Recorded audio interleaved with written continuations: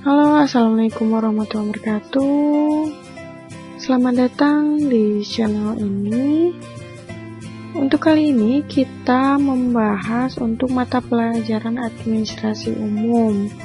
Nah, apa yang akan kita bahas yaitu persyaratan personel administrasi. Apa itu personel administrasi? Personel administrasi merupakan staf atau pegawai yang bertugas menjalankan tugas-tugas administrasi di organisasi atau perusahaan. Adapun untuk persyaratan personel administrasi yaitu yang pertama adalah pengetahuan, kedua potensi, ketiga keterampilan, dan yang terakhir adalah kepribadian. Kita akan bahas satu per satu. Nah, persyaratan pengetahuan. Adapun pengetahuan yang nantinya diharapkan yang ada di dalam calon personel ini digolongkan menjadi dua, yaitu pengetahuan umum yang diperoleh dari pendidikan formal dan non-formal, serta pengetahuan yang terkait dengan bidang pekerjaan yang nantinya akan menjadi tanggung jawab si calon personel. Dalam menetapkan standar pengetahuan umum, biasanya perusahaan melihatnya dari tingkat pendidikan formal si calon personel, tepatnya yaitu pendidikan terakhirnya. Nah, untuk bukti pendidikannya sendiri ini bisa dilihat dari ijazah, transkrip nilai, atau sertifikat yang dimiliki oleh calon personel. Ataupun kalau misalnya dia dari pendidikan non-formal, biasanya dilihat dari sertifikat kursus atau pelatihan. Juga nantinya dilampirkan calon personel sebagai bahan pertimbangan untuk perusahaan. Nah, untuk bukti pendidikan terakhir nantinya merupakan tanda bagi perusahaan bahwa calon personel telah memiliki pengetahuan yang cukup serta siap untuk menerima tugas dan pekerjaan dari perusahaan. Sementara itu, pengetahuan yang terkait dengan bidang pekerjaan nantinya akan menjadi tanggung jawab calon personel administrasi. Nah, ini dapat diketahui melalui tahap wawancara ataupun pengalaman kerja calon personel. Nah, untuk pengetahuan yang memadai dan pengalaman kerja yang terkait dengan bidang pekerjaan nantinya akan ditangani calon personel menjadi nilai tambah bagi calon personel di mata perusahaan. Selanjutnya yaitu yang kedua, persyaratan potensi. Nah, kalau potensi ini merupakan kemampuan yang menjadi kekuatan pribadi yang dimiliki oleh setiap individu. Nah, ini bisa merupakan bawaan lahir atau kita sebut genetik, ataupun diperoleh berdasarkan pengalaman dan pelajaran yang diterima seseorang dalam hidupnya.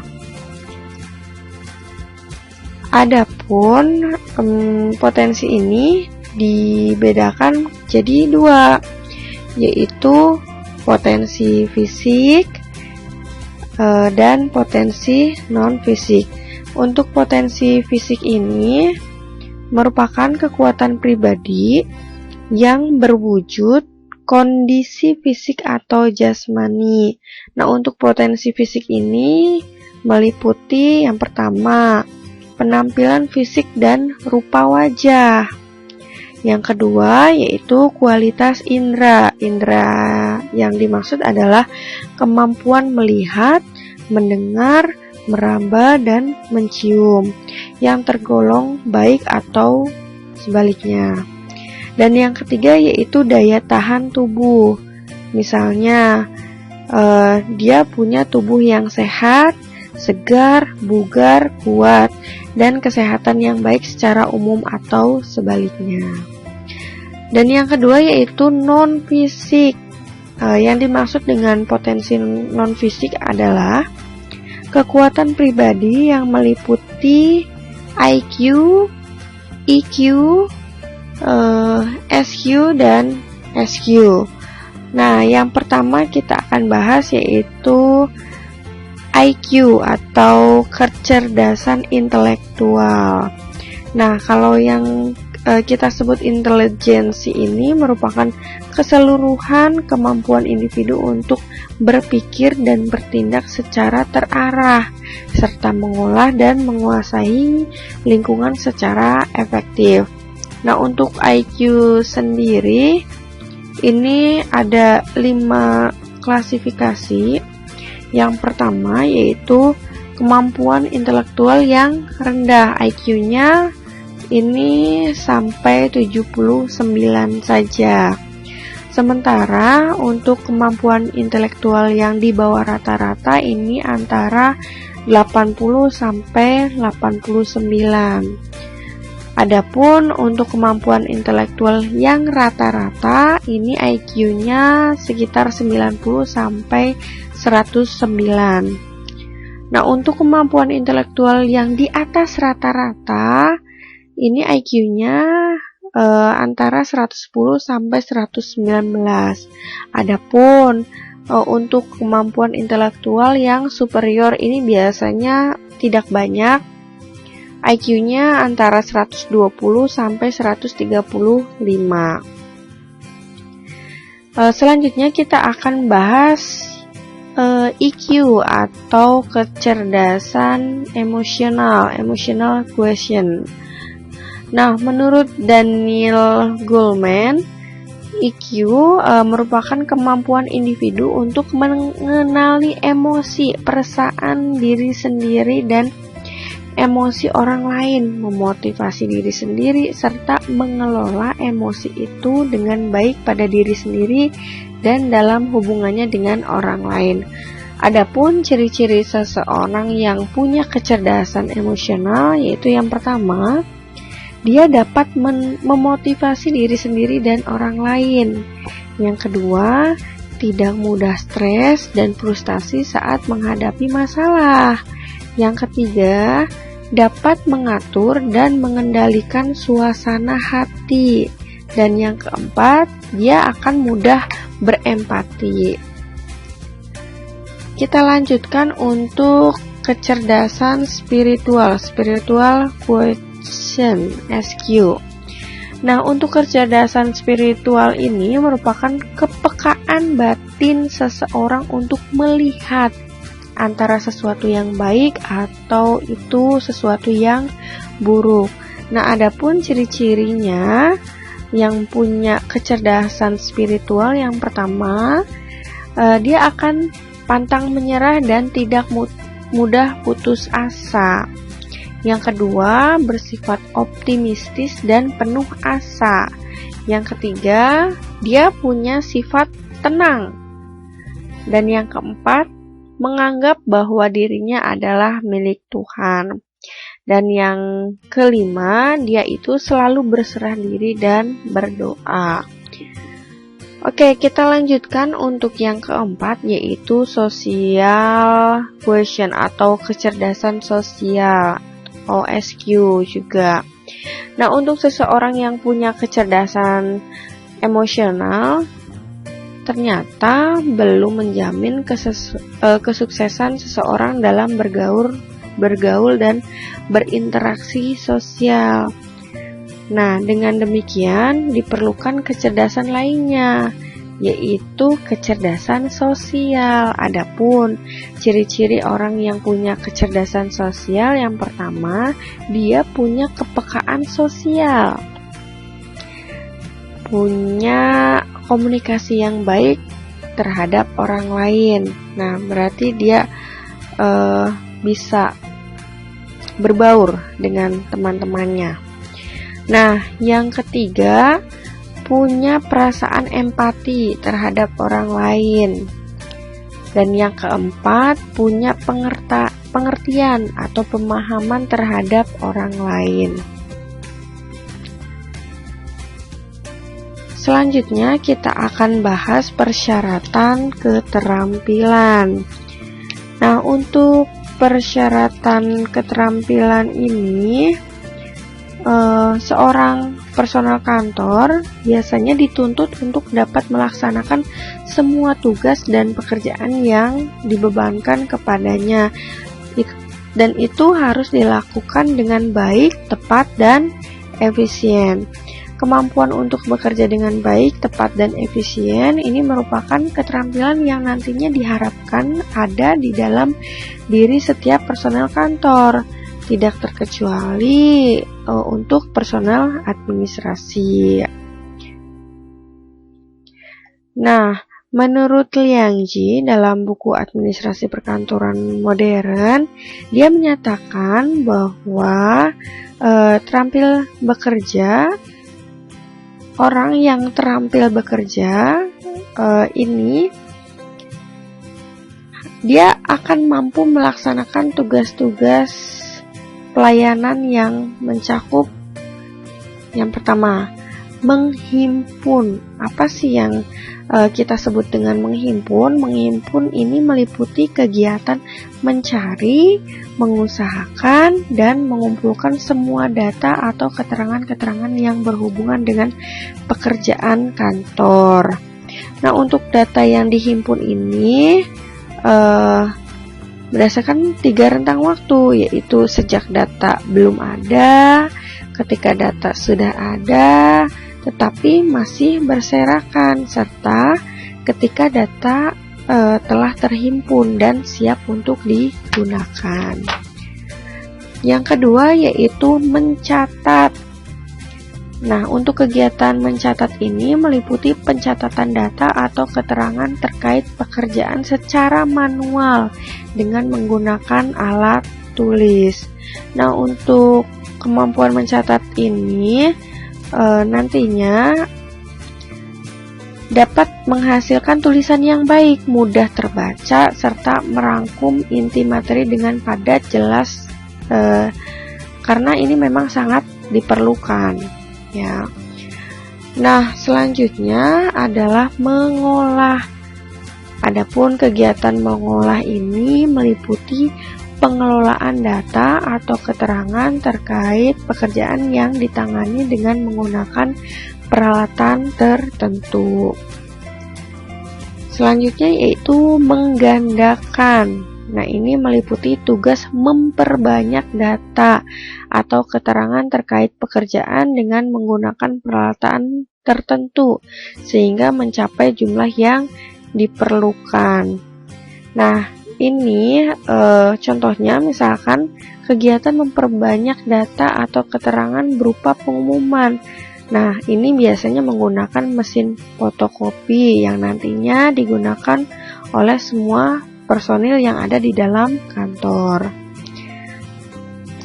Selanjutnya yaitu mengirim. Nah, ini kegiatan menyampaikan data atau keterangan-keterangan dengan menggunakan jasa perantara. Contoh misalkan kurir, pos, ataupun agen dari satu pihak ke pihak yang lainnya. Nah, untuk mengirim sendiri, kalau sekarang ini bisa kita lewat email atau lewat jejaring sosial yang digunakan oleh perusahaan. Yang terakhir yaitu menyimpan, yaitu kegiatan meletakkan suatu data atau peralatan tertentu yang berkaitan dengan pekerjaan kantor di suatu tempat tertentu yang relatif aman dari resiko kehilangan ataupun kerusakan. Contohnya misalkan untuk menyimpan surat penting, kita simpan di folder dan laci khusus, atau misalnya memang itu sangat penting, kita simpan ke dalam brankas. Baik, seorang personel administrasi dia dapat dikatakan terampil kalau dia mampu bekerja dengan standar mutu, jumlah dan waktu yang ditetapkan perusahaan. Kalau misalnya dia di atas standar, bagaimana? Justru itu akan lebih bagus. Nah, kalau misalnya di bawah standar, seperti apa? Berarti kalau misalnya dia di bawah standar mutu suatu perusahaan, dia dinyatakan kurang atau memang belum terampil. Nah, selain keterampilan menangani pekerjaan, ternyata keterampilan berpenampilan pun itu sangat penting. Nah, untuk keterampilan berpenampilan ini bisa dilihat dari keterampilan berbusana dan keterampilan ekspresi. Berarti kita tidak boleh aut-autan dan kita tidak boleh berekspresi secara sembarangan. Nah, untuk keterampilan berekspresi ini meliputi keterampilan berbicara, memilih kata, dan mengungkapkan pendapat. Bersikap wajar, tidak overacting. Dan kalau misalnya kita perempuan, kita feminim. Dan kalau misalnya kita laki-laki, kita berpenampilan berekspresi secara maskulin. Nah, yang ketiga yaitu kemampuan menampilkan ekspresi yang ramah dan menunjukkan persahabatan. Dan yang terakhir, tidak bersungut-sungut atau komat kamit saat kita berbicara. Selanjutnya yang keempat, kita akan membahas persyaratan kepribadian. Nah, untuk kepribadian ini diartikan sebagai keseluruhan watak dan sifat seseorang yang terwujud melalui sikap dan tingkah lakunya. Nah, faktor dalam pembentukan kepribadian ini ada yang pertama yaitu faktor biologis. Nah, ini faktor kelahiran manusia itu sendiri dan hubungan sedara.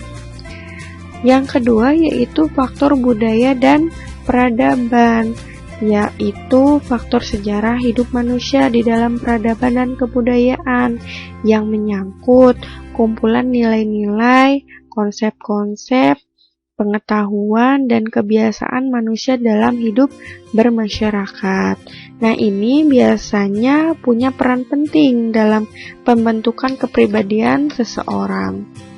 Yang ketiga yaitu faktor keluarga. Nah, keluarga ini memang jadi dasar fondasi dalam pembentukan kepribadian seseorang. Seseorang ini belajar mengenai cara berinteraksi melalui keluarga. Begitu pula dengan adat istiadat, kebiasaan, norma, etika, dan nilai-nilai di dalam kehidupan. Yang terakhir yaitu sosial dan lingkungan, yaitu keadaan sosial dan lingkungan yang berpengaruh cukup kuat dalam pembentukan kepribadian. Kadang seseorang yang punya sifat dasar baik tetapi karena memang lingkungannya yang kurang baik, kemudian dia akan ikut. Nah, ini turut memiliki kepribadian yang kurang baik. Adapun kategori kepribadian ini ada 4. Yang pertama yaitu sanguinis, yang kedua adalah koleris, ketiga yaitu melankolis, ini sering kita dengar ya. Yang keempat yaitu phlegmatis. Adapun yang kita sebut sanguinis yaitu extrovert feeling, ini dia punya tipe kepribadian yang bersifat optimis, banyak bicara, selalu terlihat gembira dan terus terang dalam mengutarakan pemikirannya. Nah, untuk yang punya kepribadian sanguinis, dia sangat suka berada di antara banyak orang dan mudah untuk bersahabat. Namun, untuk yang punya kepribadian sanguinis, ini mudah tersinggung, sering basa-basi, sering membesarkan masalah, dan senang untuk mendominasi saat berkomunikasi dengan orang lain. Yang kedua yaitu koleris atau kolerik atau kita sebut extrovert thinking. Nah, untuk yang punya kepribadian koleris ini, dia punya sifat yang disiplin, bekerja keras, ambisius, dan kemauan keras, serta memiliki tanggung jawab yang tinggi. Nah, untuk kepribadian koleris ini, dia berani mengambil keputusan dan menanggung resiko, serta dia ini senang berdebat atau beradu kemampuan berpikir.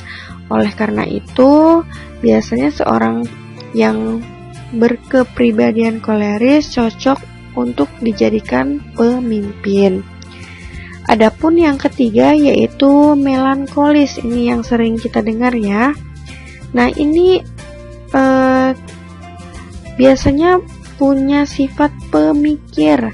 Keunggulannya, dia itu akan tekun dalam bidang yang dia geluti, punya sifat yang sistematis dan penuh analisis, punya cita-cita tinggi, dia itu kreatif, punya bakat khusus, bahkan dia memiliki perasaan yang peka. Sayangnya, untuk seorang pribadi melankolis ini cepat merasa depresi, cepat merasa putus asa kalau misalnya dia mengalami masalah. Yang terakhir yaitu phlegmatis atau phlegmatic atau kita sebut introvert thinking. Nah, untuk yang punya kepribadian ini, dia ini punya sifat yang tertutup atau kita sebutnya introvert. Dengan demikian, dia ini dikatakan sebagai lawan dari kepribadian koleris atau sanguinis yang punya sifat yang lebih terbuka. Ciri-cirinya, dia ini akan penuh dengan pertimbangan, lebih suka menonton daripada melakukan pekerjaan, kalem, konsisten, tenang, pandai mengendalikan diri, simpatik, dan ramah. Nah, untuk kelemahannya sendiri yaitu dia kadang suka mementingkan diri sendiri dan lambat dalam pengambilan keputusan yang positif. Adapun ciri khas kepribadian ini dapat dikenali dari yang pertama, cara berbicara dan berjalan. Nah, untuk cara berbicara, biasanya untuk yang memiliki tempo cepat, dia itu punya rasa percaya diri yang tinggi dan penuh dengan energi. Sedangkan untuk yang berbicara dengan tempo lambat, biasanya seseorang yang penuh pertimbangan, tenang, dan agak pemalu atau kita sebutnya introvert. Nah, untuk segi pemilihan kata, seseorang yang supel atau mudah bergaul biasanya menggunakan kosakata yang spontan. Sementara untuk seseorang yang pemalu atau cenderung tertutup biasanya memilih kata yang baik-baik, tidak asal bicara. Untuk cara berjalan seperti apa? Nah, ini juga bisa menunjukkan kepribadian seseorang. Biasanya yang punya langkah yang cepat, dia itu punya percaya diri yang tinggi. Nah, sementara untuk yang pribadi yang tertutup, dia biasanya berjalan dengan agak menunduk. Kedua yaitu sikap badan pada saat duduk. Nah, untuk saat duduk, ada beberapa etika duduk yang umumnya ditampilkan oleh seorang profesional. Di antaranya yaitu dia tidak akan menyilangkan kaki saat berhadapan dengan orang lain, terutama atasan, atau tidak menjulurkan kaki.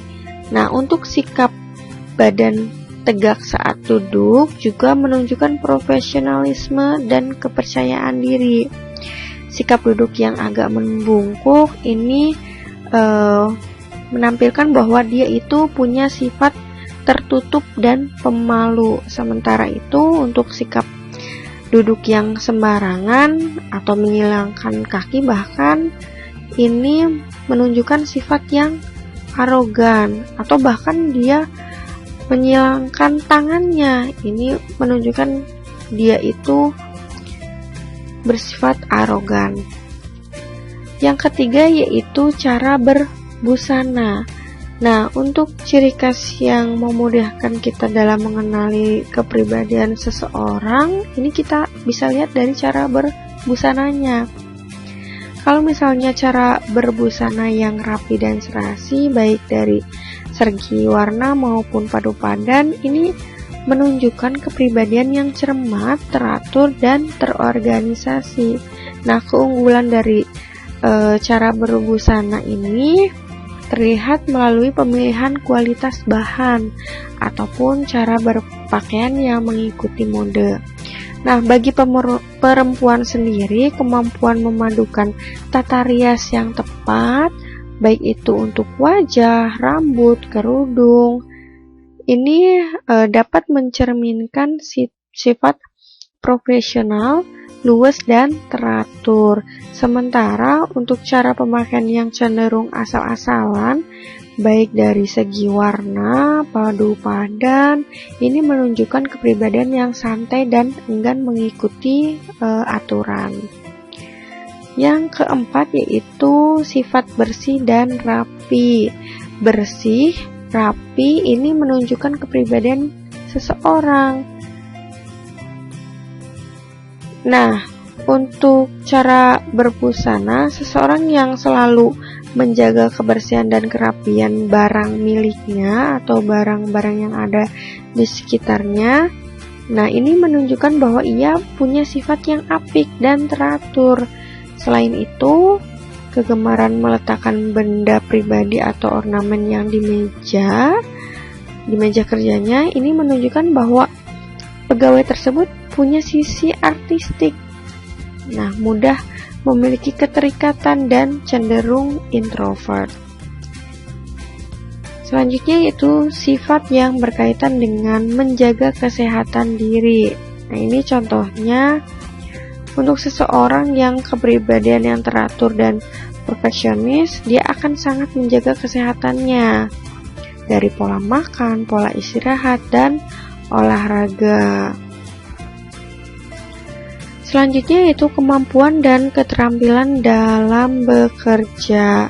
Nah, untuk seseorang yang punya kemampuan dan keterampilan yang tinggi dalam bekerja, biasanya punya kepribadian yang berbeda dengan seseorang yang punya keterampilan dan kemampuan yang seadanya. Nah, biasanya kemampuan dan keterampilan tinggi yang dimiliki seseorang membuatnya lebih memiliki sifat percaya diri, tetapi rendah hati dan tetap fokus pada hasil. Sementara itu, kalau kita misalnya kurang kemampuan dan keterampilan diri, ini nantinya akan terwujud sikap gugup, mudah terdistraksi, dan sulit untuk mengatur waktu. Dan yang terakhir yaitu sifat agamis yang berkaitan dengan segi kerohanian. Untuk ciri kepribadian berdasarkan sisi agamis ini terlihat melalui pemakaian atribut keagamaan, frekuensi dalam melaksanakan ibadah atau mengikuti acara keagamaan, serta kita lihat dari keikutsertaannya dalam suatu organisasi keagamaan. Nah, biasanya ciri-ciri orang yang agamis ini juga bisa terlihat dari sikap dan tutur katanya. Kita lihat syarat-syarat kepribadian yang diperlukan oleh seorang personel administrasi. Yang pertama yaitu loyalitas, lebih ke kesetiaan, atau kita lebih sering dengar sense of belonging, rasa memiliki dan saling menjaga. Yang kedua, tekun dan rajin. Ketiga, kesabaran. Seorang personal administrasi ini harus sabar. Yang keempat, kerapian. Dan yang kelima, dapat menyimpan rahasia, karena memang seorang personel administrasi yang baik dan bertanggung jawab adalah personel yang dapat menjaga dan menyimpan rahasia perusahaan, karena kebocoran rahasia perusahaan ini nantinya bakal menimbulkan kerugian besar, baik untuk perusahaan ataupun untuk pihak yang membocorkan. Terlebih lagi jika kebocoran tersebut sampai diketahui oleh perusahaan yang jadi saingannya. Terima kasih telah menonton video pembelajaran kali ini. Jangan lupa untuk subscribe, like, share. Wassalamualaikum warahmatullahi wabarakatuh.